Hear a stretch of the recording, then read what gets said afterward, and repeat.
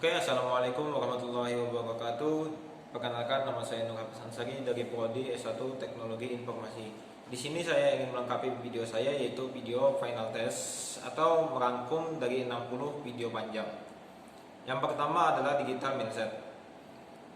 Digital mindset merupakan serangkaian perilaku seseorang dalam melengkapi situs penuh perubahan yang terjadi di era digital. Faktor-faktor yang membentuk digital mindset diantaranya adalah kolaborasi, learning agility, growth mindset, dan empowerment culture. Oke, yang kedua adalah digital transformation. Digital transformation atau digital transmisi, digital adalah transformasi dari bisnis. Cara transformasi ini berbeda dengan yang lain karena transformasi digital hanya merujuk kepada perubahan dilakukan dengan menggunakan teknologi digital sebagai pilarnya. Seperti perubahannya strategi pemasaran, model bisnis, operasi, produk, pendekatan pemasaran, objek, dan lain-lain, yang kesemuanya dihubungkan dengan hal-hal digital, seperti perubahan strategi pemasaran yang kini lebih menggunakan media sosial daripada iklan yang di media cetak, dan lain-lainnya. Beberapa arti yang transformasi digital juga merujuk pada paperless atau tidak adanya menggunakan kertas lagi. Yang ketiga adalah konsep cloud computing dalam bisnis. Bisnis saat ini mulai bersaing secara global untuk mendapatkan memuaskan pelanggan, sehingga perusahaan membutuhkan akses informasi yang cepat dan akurat.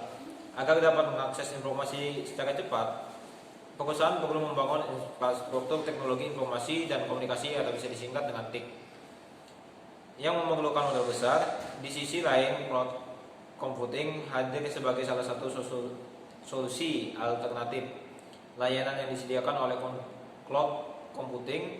Di antaranya adalah hardware, infrastruktur, platform, dan aplikasi. Cloud computing sangat bermanfaat karena dapat mengurangi biaya komputasi, meningkatkan kehandalan secara memberikan peluang yang cukup besar bagi dunia industri TIC. Salah satu perusahaan yang menyediakan jasa layanan cloud computing adalah Salesforce. Yang keempat adalah cyber pedagogy. Pedagogy berarti seni atau pengetahuan membimbing atau memimpin atau mengajar anak. Dengan pengertian seperti itu, dapat dikatakan bahwa cyber pedagogy merupakan metode atau cara yang digunakan untuk membimbing atau mengajar anak yang dengan bantuan teknologi. Dengan adanya cyber pedagogy, diharapkan guru tidak lagi terpaku dengan mengajar secara konvensional di mana anak-anak mendengarkan penjelasan guru, melainkan sudah dengan memanfaatkan teknologi yang ada, misalnya dengan menggunakan e-learning, internet, dan sebagainya. Yang kelima adalah Pinterest. Pinterest adalah jenis perusahaan yang di bidang jasa keuangan yang digabungkan dengan teknologi. Bisa juga diartikan dengan segmen di dunia startup yang membantu untuk memaksimalkan pengguna teknologi untuk mempertajam, mengubah, dan mempercepat berbagai aspek pelayanan keuangan. Sehingga mulai dari metode pembayaran, transfer, pinjaman, pengumpulan dana, sampai dengan pengelolaan aset. Pengelola aset bisa dilakukan secara tepat dan singkat berkat menggunakan teknologi modern tersebut. Yang keenam adalah Agile Enterprise. Perusahaan ini mampu secara cepat beradaptasi terhadap perubahan dan dinamika yang terjadi. Yang selanjutnya adalah yang ketujuh, UNESCO. ICT CFT adalah suatu kerangka kerja yang mencantumkan kompetisi yang diperlukan oleh guru untuk mengintegrasikan teknologi informasi dan komunikasi, yaitu TIC, dalam kegiatan belajar mengajar dan praktek profesional guru. ICT ini bertujuan untuk membentuk negara-negara yang dikembangkan kebijakan dan standar kompetensi TIC guru nasional yang komprehensif, dan harus dilihat sebagai komponen penting dari TIC secara keseluruhan pada master plan pendidikan. Yang kedelapan adalah ubiquitous learning. Ubiquitous learning adalah lingkungan pembelajaran yang dilakukan setiap hari dan didukung oleh mobile phone yang terhubung dengan wireless world. Hal ini diperkuat dengan pernyataan bahwa pembelajaran dapat dilakukan kapan saja dan di mana saja. Lingkungan pembelajarannya yaitu learning proses dalam pengalaman lingkungan sehari-hari yang bisa disebut dengan serba teknologi. Yang kesembilan adalah design thinking. Design thinking adalah proses berulang di mana kita berusaha memahami pengguna, menantang asumsi, dan mendefinisikan kembali masalah dalam upaya mengidentifikasi strategi dan solusi alternatif yang mampu tidak langsung terlihat dari awal pemahaman kita. Pada saat yang sama, design thinking menyediakan pendekatan berbasis solusi untuk menyelesaikan masalah. Ini adalah cara yang berpikir bekerja secara metode langsung. Yang 10 adalah Smart City. Smart City merupakan wilayah kota yang mengintegrasikan teknologi informasi dan komunikasi dalam tata kelola sehari-hari dengan tujuan untuk mempertinggi efisien, memperbaiki layanan publik, dan meningkatkan kesejahteraan warga. Yang ke-11 adalah Cyber Security. Cyber Security adalah teknologi, proses, dan praktik yang dirancang untuk melindungi jaringan, komputer, program, dan data dari serangan, perusakan, atau akses yang tidak sah. Cyber Security juga disebut dengan upaya untuk melindungi informasi dan dari adanya cyber attack. Cyber attack dalam operasi informasi adalah salah satu jenis tindakan sengaja dilakukan untuk mengganggu kerahasiaan, integritas, dan ketersediaan informasi. Dan yang ke-12, strategi membangun ekosistem e-learning. Untuk dapat menghasilkan e-learning yang wajib untuk dapat menghasilkan e-learning yang menarik dan diminati, Unoue Fugbo 2002 mensyaratkan 3 hal yang wajib kita penuhi dalam merancang e-learning, yaitu yang pertama adalah sederhana. Sistem yang sederhana akan mempermudah peserta didik dalam memanfaatkan teknologi dan menu yang ada. Yang kedua adalah profesional. Secara profesional berarti mengajar dengan berinteraksi dengan baik, seperti layaknya seorang guru yang komunikasi dengan murid di depan kelas. Yang ketiga adalah cepat. Kemudian layanan tunjangan dengan kecepatan, respon yang cepat terhadap keluhan atau kebutuhan peserta didik lainnya. Yang ke-13 adalah metode Scrum. Scrum adalah salah satu metode rekayasa perangkat lunak dengan menggunakan prinsip-prinsip pendekatan agil yang bertumpu pada kekuatan kolaborasi tim, incremental produk, dan proses integrasi untuk mewujudkan hasil akhir. Teknik Scrum dapat dilakukan di sebuah kepanitiaan atau proyek lain di luar bisnis teknologi informasi. Dalam teknik Scrum terbagi menjadi 3 rules. Yang pertama adalah Product Owner, Scrum Master, dan Development atau Scrum Team. Yang ke-14 adalah IT Governance. Pengelola TI atau IT Governance merupakan salah satu bentuk perencanaan dalam menerapkan dan menggunakan IT yang digunakan oleh suatu organisasi agar sesuai dengan visi, misi, dan tujuan dari organisasi. TI yang diatur tersebut merupakan suatu proses yang mengarahkan dan mengendalikan organisasi agar dapat mencapai tujuan dan menambahkan niat yang dapat menyimbangkan risiko terhadap pengguna TI serta prosesnya. Yang ke-15 adalah cyber warfare, atau yang bisa disebut dengan istilah cyber war adalah perang yang terjadi di dalam dunia internet alias di dalam cyber world. Perang tersebut bersenjatakan koneksi internet dan juga komputer. Aktivitas yang terjadi pada cyber war ini adalah pada umumnya kegiatan hacking dan anti-hacking yang dilakukan secara resmi oleh negara. Tujuannya mulai dari mencuri data yang hilang, melumpuhkan sistem yang dimiliki oleh negara musuh. Yang ke-16 adalah e-learning atau online learning. Adalah sebagai sembarang pengajar dan pembelajaran yang menggunakan rangkaian elektronik, yaitu buku LAN, WAN, dan internet. Menyampaikan isi pembelajaran, interaksi, dan bimbingan.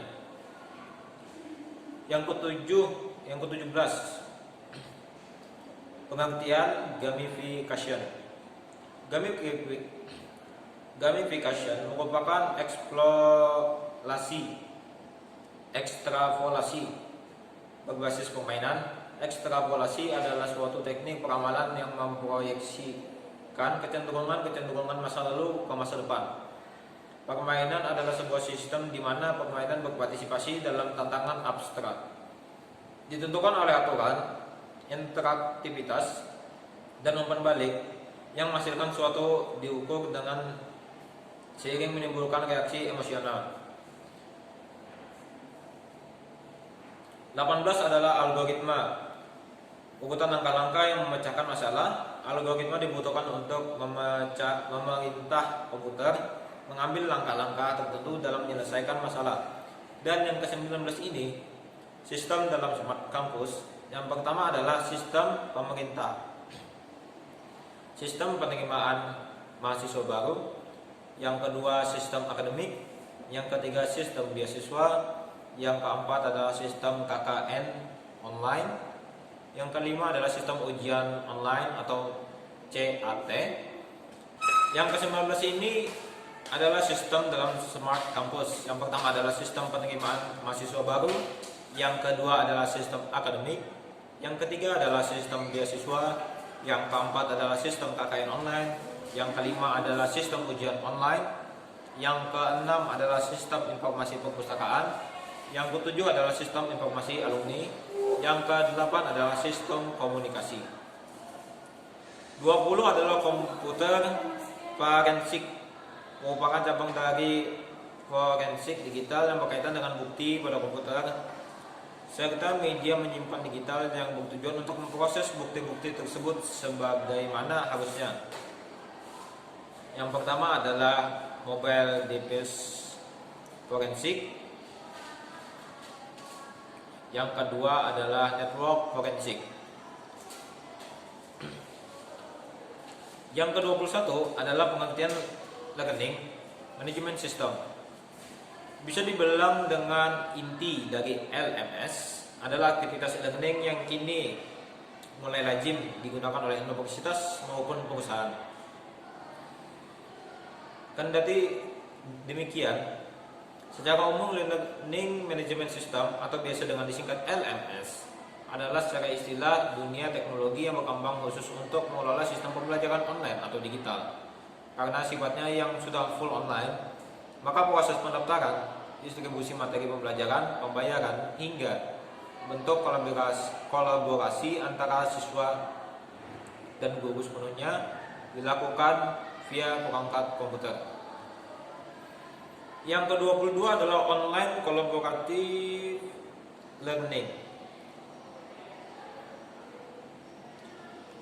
Pengertiannya adalah pengertian dari collaborative learning adalah suatu model pembelajaran dari mana siswa belajar dapat kelompok kecil yang mempunyai kemampuan berbeda dalam menyelesaikan tugas kelompok.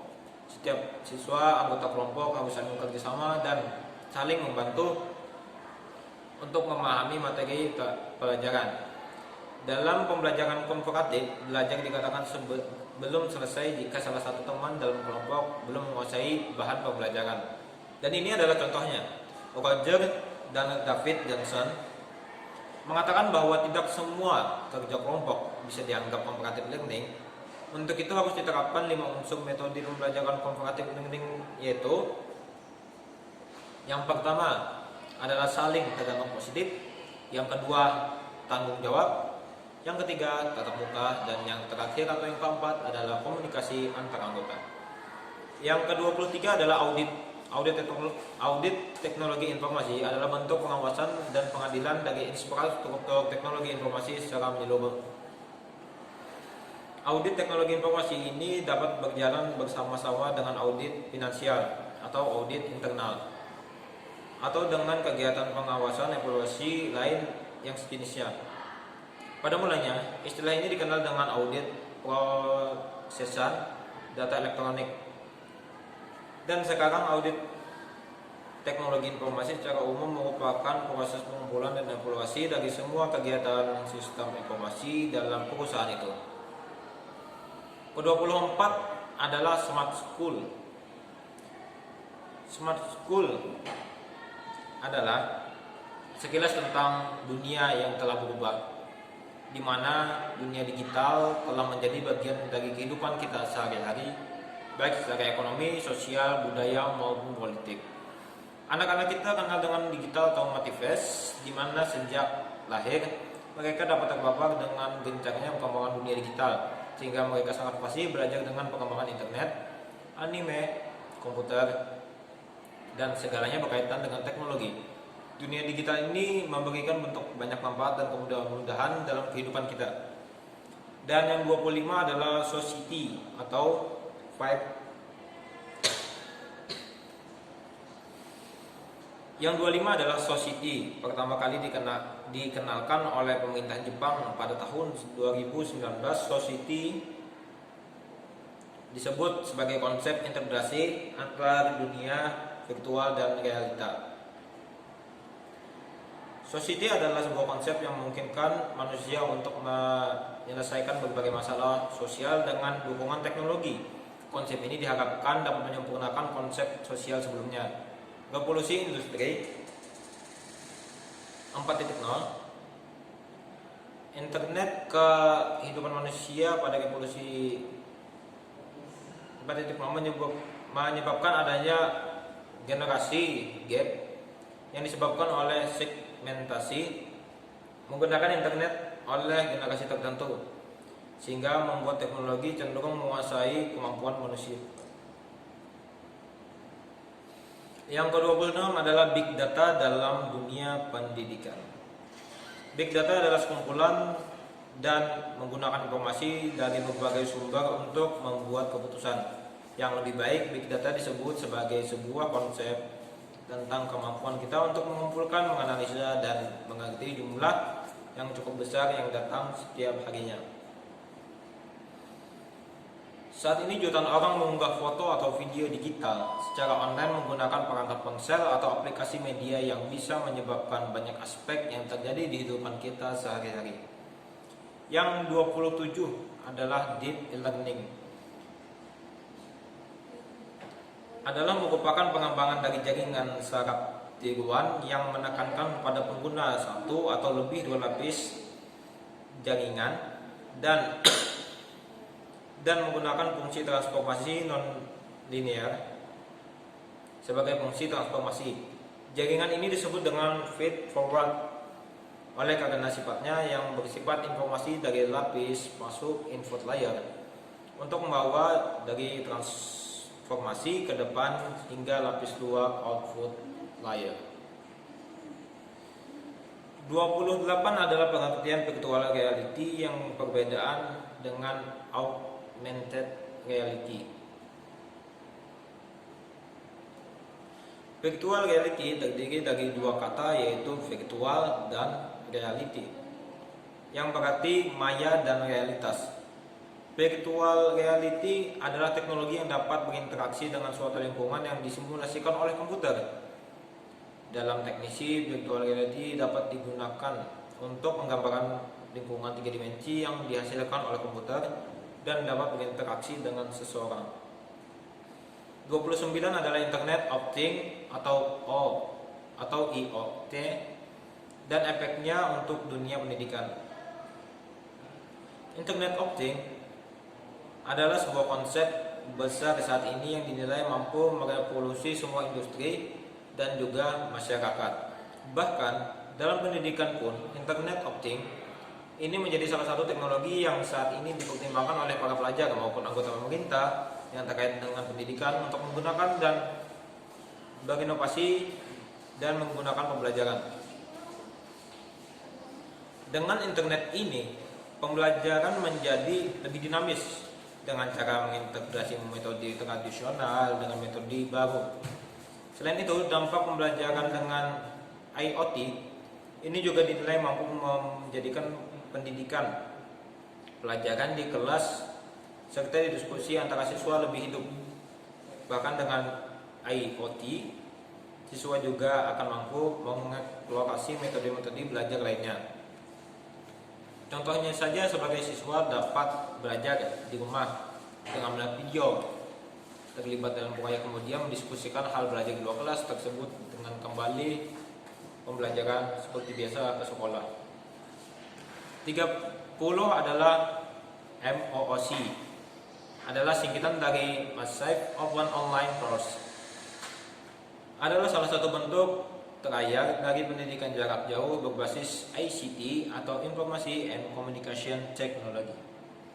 Dengan kata lain, MOOC dianggap mampu mendemokratisasi pendidikan tinggi. MOOC konsep karena secara teoritis dapat menyediakan sarana pembelajaran bagi sejumlah besar menggunakan melalui internet tanpa perlu diimbangi dengan penambahan jumlah pengajar. Yang ke-31 adalah Learning Organization. Organisasi pembelajaran adalah organisasi yang semua anggotanya terus meningkat kemampuannya untuk mencapai kinerja yang diharapkan. Organisasi pembelajaran adalah suatu organisasi yang dimana pemikiran baru senantiasa dihargai dan ditumbuh kembangkan. Jenis-jenis learning organisasi adalah: 1.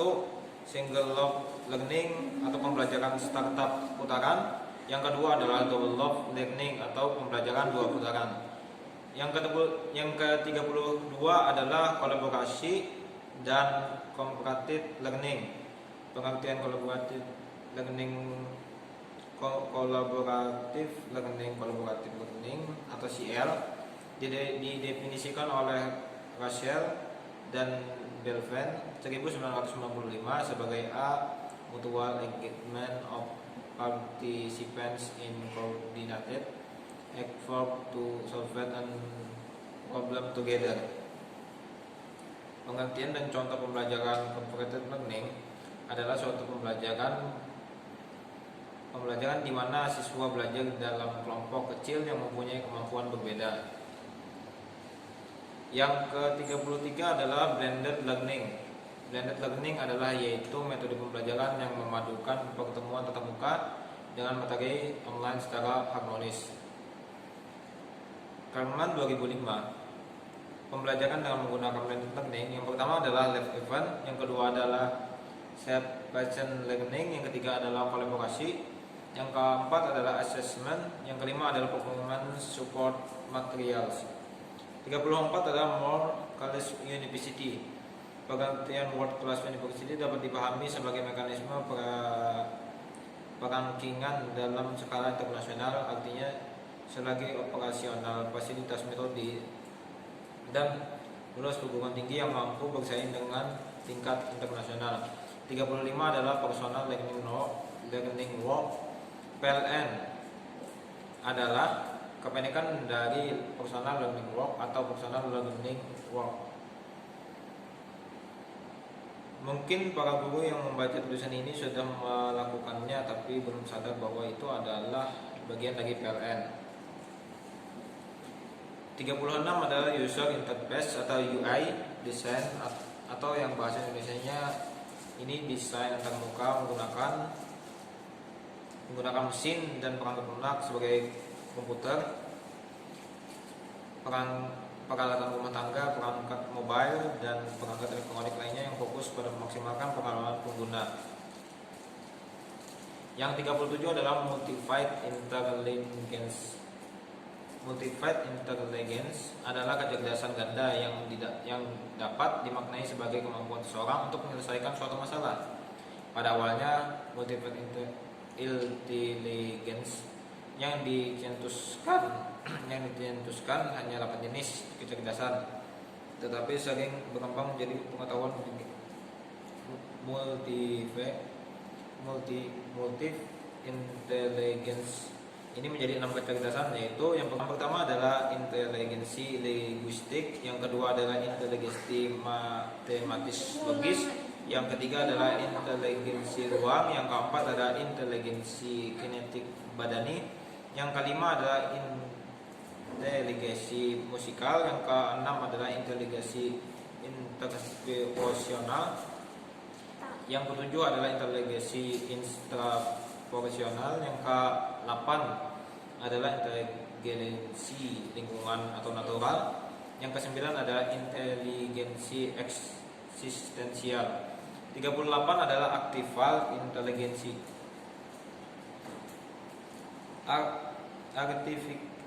Artificial intelligence atau kecerdasan buatan adalah suatu komputer yang mampu melakukan tugas-tugas yang biasanya membutuhkan kecerdasan manusia. Contohnya penerapan teknologi artificial intelligence adalah virtual email di Gmail, penggunaan AI dalam media sosial, prediksi pencarian Google, chatbots untuk bisnis online. 39 adalah data center. Artinya data center menggunakan sebuah ruang yang dirancang demikian rupa untuk menempatkan server komputer dan perangkat jaringan komputer yang terhubung ke jaringan internet. Pengertian dari data center dapat juga dipahami sebagai ruang pusat data dalam bahasa Indonesia. Ruang data center tersebut bisa memenuhi syarat tertentu agar aman dan stabil dari gangguan fisik, dari gangguan baik secara fisik maupun virtual, sehingga data yang ditempatkan secara server data center dapat selalu mudah dan dapat diakses oleh pengguna.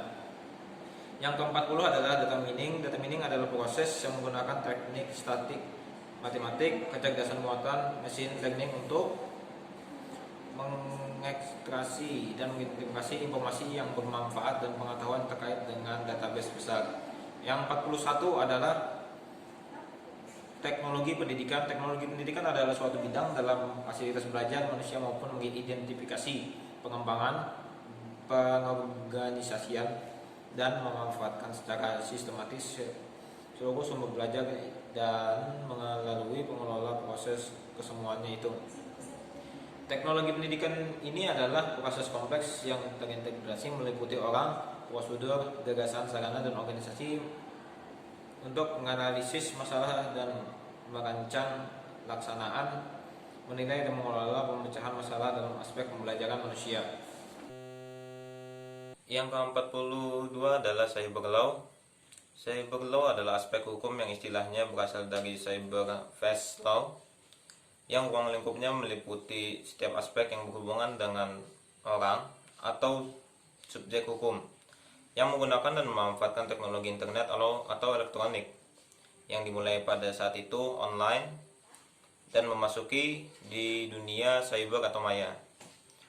Pada negara yang telah maju dalam menggunakan internet atau elektronik sebagai alat untuk memfasilitasi setiap aspek kehidupan mereka, dan perkembangan hukum dunia maya sudah sangat maju. Yang ke-43 adalah netiquette. Netiquette adalah singkatan dari network etiquette atau internet etiquette. Secara mudah, netiquette adalah etika di jaringan dunia maya. Etika tersebut dibawa pada saat menggunakan internet, dari email yang bersifat personal hingga forum digital, forum board, social networking, chat, dan sebagainya. Sama seperti halnya sebuah komunitas, forum digital juga mempunyai aturan yang tertentu, di mana aturan ini menyangkut batasan dan cara yang terbaik dalam memanfaatkan fasilitas internet. 44 adalah social engineering, adalah usaha atau kegiatan untuk mendapatkan informasi atau hak akses dengan cara manipulasi psikologis dengan berinteraksi langsung melalui pemilik informasi, yaitu orangnya, dan penipu user secara halus tanpa user sadari. Interaksi bisa digunakan melalui jalur komunikasi seperti telepon, SMS, email, DM, WA, atau bahkan bisa langsung bertemu dengan orangnya, target atau korban. Teknik social engineering ini sangat mengeksploitasi celah keamanan yang dimiliki oleh semua sistem keamanan, yaitu faktor manusia atau user. Yang ke-45 adalah Velvet Classroom. Velvet Classroom adalah bentuk pembelajaran blended melalui interaksi tatap muka dan virtual atau online, yang menggabungkan pembelajaran sinkron dengan pembelajaran mandiri dan asinkron. Pembelajaran sinkron biasanya terjadi secara real time di kelas. Peserta didik berinteraksi dengan pengajar dan teman sekelas saat menerima umpan balik yang sama. Sedangkan pembelajaran asinkron adalah pembelajaran yang sifatnya lebih mandiri. 46 adalah teori Computer Mediated Communication. Jadi pengertiannya adalah proses komunikasi manusia melalui komputer yang melibatkan orang, terlibat dalam konteks tertentu, terlibat dalam proses pembentukan media untuk berbagai keperluan. Teori ini mempunyai jangkauan yang cukup luas dalam menjangkau neomedia yang saat ini dibahas oleh banyak ahli. Selanjutnya adalah Enterprise Resource Planning atau ERP. Adalah sistem perangkat lunak yang mendular yang dirancang untuk mengintegrasikan area fungsional utama dari proses bisnis perusahaan ke satu sistem yang terpadu. ERP menstandardisi, menyederhanakan, dan mengintegrasikan proses bisnis seperti keuangan, sumber daya manusia, penggadaan, distribusi, dan departemen lainnya. Selanjutnya adalah arsitektur enterprise. Adalah praktik pendokumentasian elemen-elemen strategis bisnis, business case, modal bisnis, serta teknologi, kebijakan, dan infrastruktur membentuk perusahaan. Arsitektur perusahaan juga merujuk pada perusahaan di organisasi beroperasi, merespon perubahan dalam pasar. Yang ke-49 adalah IT Master Plan. IT Master Plan merupakan salah satu perencanaan jangka panjang dalam pengembangan sistem informasi mendukung visi dan misi perusahaan. IT Master Plan berisi tentang strategi organisasi atau perusahaan dalam memanfaatkan teknologi informasi yang enable dan menambah keunggulan yang kompetitif. 50 adalah Software Engineering. Software Engineering adalah suatu pendekatan teknologi secara sistematis, terstruktur, dan disiplin. Meski pada dasarnya merupakan salah satu cabang ilmu komputer yang mengetahui suatu yang salah terhadap suatu perangkat lunak, kini berfungsi melebar lebih luas lagi. Rekayasa perangkat lunak dibutuhkan tak cuma ketika ditemukan pada kesalahan pengoperasian semata, namun lebih kepada bagaimana sebuah perangkat lunak bekerja sesuai dengan apa yang menjadi kebutuhan end user dan penggunanya.